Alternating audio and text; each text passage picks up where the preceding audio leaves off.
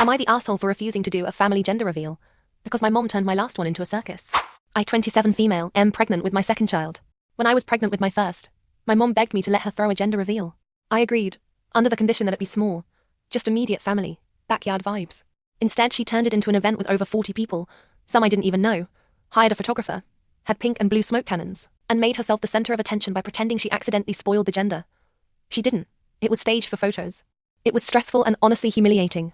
Now that I'm pregnant again, I've told everyone, including her, that we're not doing a reveal. Just a quiet announcement later on. My mom lost it. She said I was depriving my family and accused me of punishing her for being excited. She even told my husband that I was cruel and hormonal. She's now posting vague things online, like, some people don't want their babies loved. I'm standing my ground, but now other relatives are pressuring me too, saying I should be the bigger person. Am I the asshole for not attending my best friend's wedding because of the dress code? I, 29 female, have been best friends with Lily, 30 female, since high school.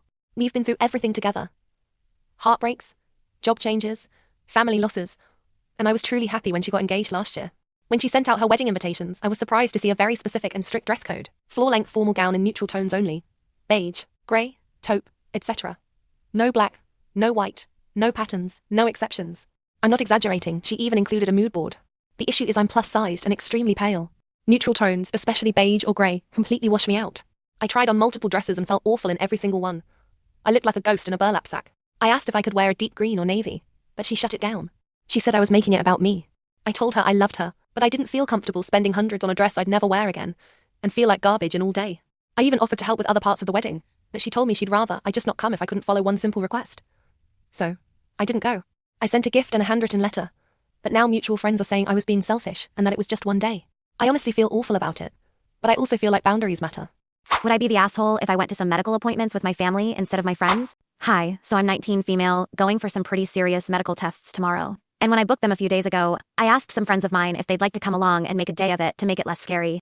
Then yesterday, 2 of my family members, aunt and cousin, show up in my city on a spontaneous visit. Aunt heard tonight what's happening and offered to go with me.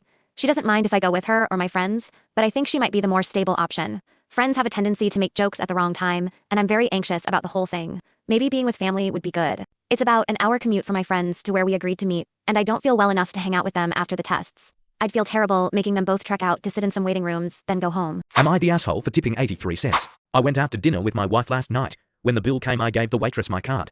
She came back shortly after looking upset. She slapped the card down on the table and said declined. I thought her tone and brevity was rude.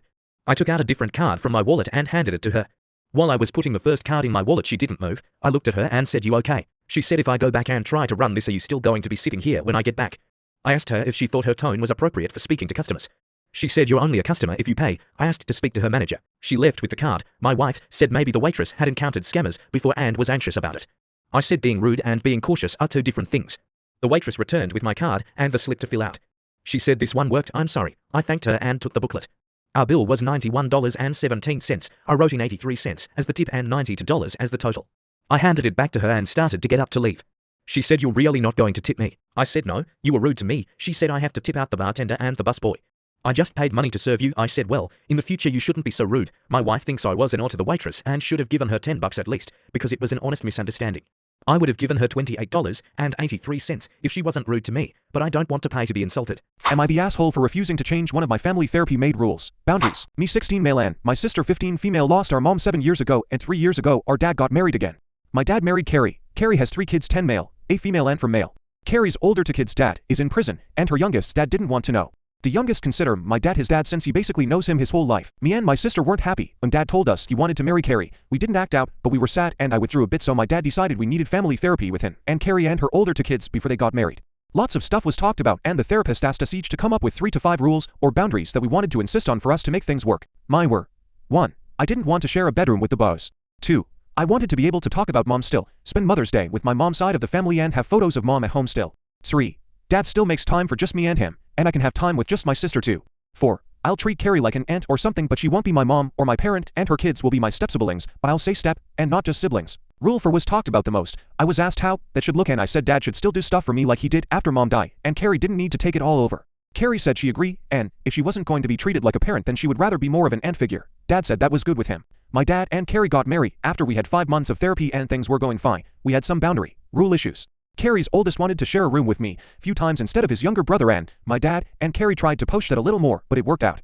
My sister had the same rule but for Carrie's daughter, and again dad and Carrie tried to push but they backed down on that too. There was a Mother's Day issue last year too, but nothing super awful. Carrie's family were having a big party and dad and Carrie wanted us to go, but we wanted to be with our mom side. A month ago, my dad told me and my sister we were going back to therapy for a bit and he didn't say why. Our first appointment back was 2 weeks ago and my dad and Carrie said they wanted to change some of the rules, boundaries. Carrie doesn't like not being a parent to me and my sister. She said she has really come to love us and that we get along well enough that she thinks it would be better for everyone if we could call her and dad our parents and if she could be given the chance to prove herself to be a good third parent to us. My dad said he wanted that for us too, that we don't feel like a traditional family. The therapist asked them questions on their feelings and they answered them. Then she asked me how I felt. I told her that I didn't want to change that. I said I don't want Carrie to be my third parent and I like things how they are. My sister said she felt the same but that she wanted to add a rule about her not being assigned homework helper just because she's got great grades and finds school and learning easy. It was talked about again last week and again yesterday. My dad and Carrie are mad that I won't change the rule, boundary, and that I'm refusing to see their side or whatever. Am I the asshole for telling my mom I don't forgive her for choosing her boyfriend over me when I was a kid? When I was 12, my mom started dating a guy who clearly didn't like me. He was always cold, made snide comments and treated me like I was in the way. I told my mom how uncomfortable I felt, but she always defended him and told me I was exaggerating. Eventually, she stopped picking me up from school if it interfered with his plans. I spent a lot of nights at my aunt's house, just to avoid being home. By the time I was 15, I moved in with my dad full time. My mom barely called or checked in. She married the guy a year later. I wasn't invited to the wedding. I didn't even know it happened until a cousin mentioned it. I stopped trying after that. We went years without speaking, until recently when she reached out saying she wants to rebuild things. We met for coffee, and she started talking like we were just going to pick up where we left off. I told her I can be polite, but I don't forgive her. I said she made her choice back then, and it wasn't me. She started crying and said I was being unfair. She said she was trying her best. I said maybe, but your best hurt me. Now she says I'm cold and holding on to the past, and some relatives agree. But I don't feel like she ever took real responsibility. Am I the asshole for telling my husband if he forces his daughter to go to school with poor hygiene as punishment? I will divorce him. 41 female, have a daughter, 10 female, from a previous relationship, and my husband, 35 male, has a daughter, 13 female, from a previous relationship. My stepdaughter has been the near-perfect child for a long time. She hasn't ever needed to be punished since I've with her father, until recently. She had a problem with another girl, 13 female, at school. The other girl made fun of my stepdaughter's lesbian mom, and my stepdaughter made fun of the other girl's poor mom. The parents of the other girl grounded her for 3 weeks. My husband wanted his daughter's punishment to match the crime. Since his daughter make fun of the other girl's financial situation, my husband wants his daughter feel like how it is to be extremely poor. The other family isn't extremely poor, by the way. His plan for his daughter is to go to school with poor hygiene for 3 days. No shower, no deodorant, no brushing of teeth, and reused clothes. I told him if he goes through with this plan, I will divorce him. Am I the asshole for not skipping a work trip because my husband is recovering from a hair transplant?